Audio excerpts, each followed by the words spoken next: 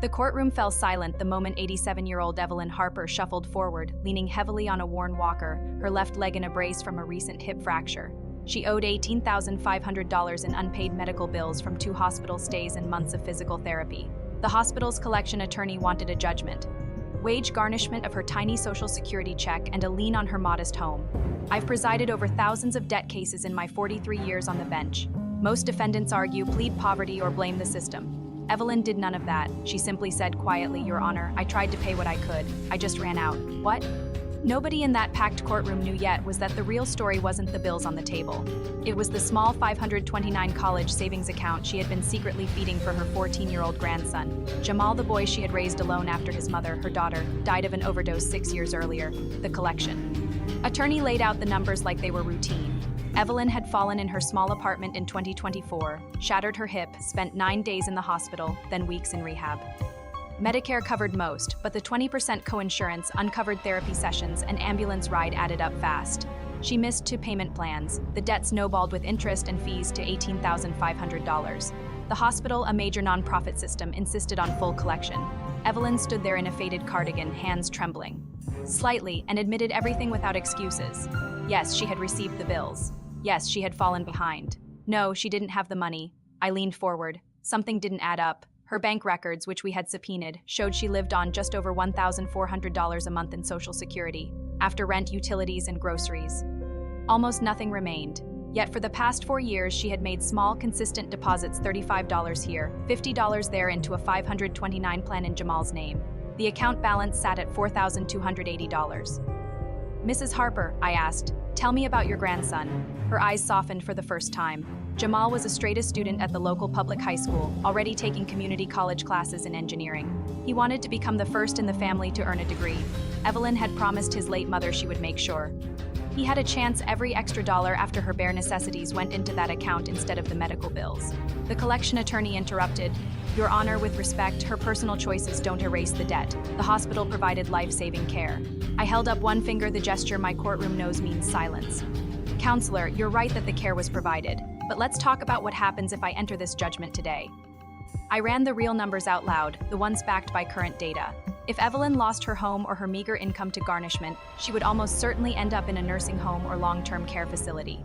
Nationwide, the average annual cost for a semi-private room in a nursing home now exceeds $119,000 sometimes, reaching $136,000 for a private room. Medicaid would eventually pick up most of it after she spent down every asset, costing taxpayers well over $100,000 a year per person in many states. Meanwhile, her grandson Jamal would lose the only stable home and guardian he had. He would likely enter the foster care system. The true annual cost of foster care, including administration, caseworkers, therapy, and placement, runs between $41,000 and $198,000 per child per year, depending on the state and needs. For one teenager with trauma, easily 6 figures annually. So the hospital might recover a fraction of $18,500 today, only for the public to spend hundreds of thousands keeping Evelyn in institutional care and Jamal in foster care. That is not justice. That is arithmetic that makes no sense. I turned back to Evelyn. "Mrs. Harper, how much is in that 529 account right now?" "About $4,280, Your Honor. I add whatever I can. Jamal doesn't even know. I wanted it to be a surprise when he graduates." The courtroom stayed silent. I could see the collection attorney shifting uncomfortably.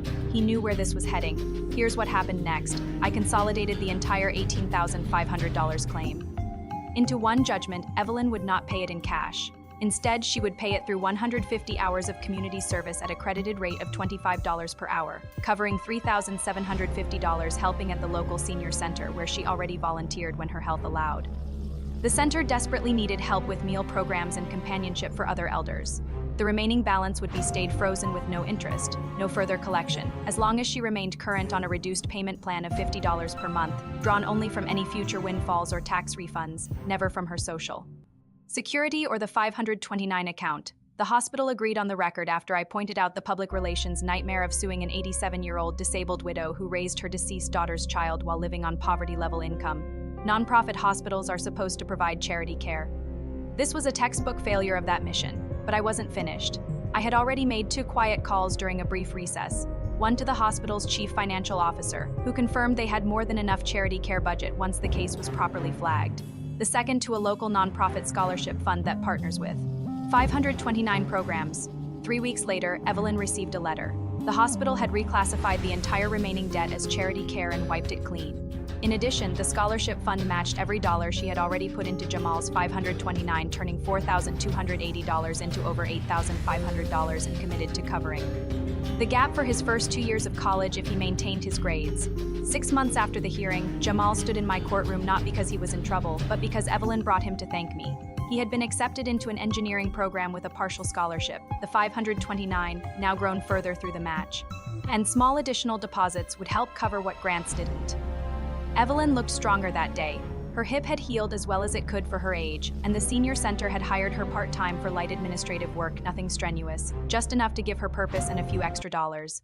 I keep a photo on my desk from that visit, Evelyn and Jamal standing together, his arm around her shoulders, both smiling.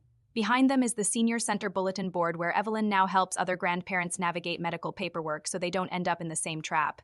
In 43 years, I've learned that medical debt doesn't just break bodies, it breaks futures. One grandmother's quiet sacrifice for her grandson's college fund almost cost both of them everything.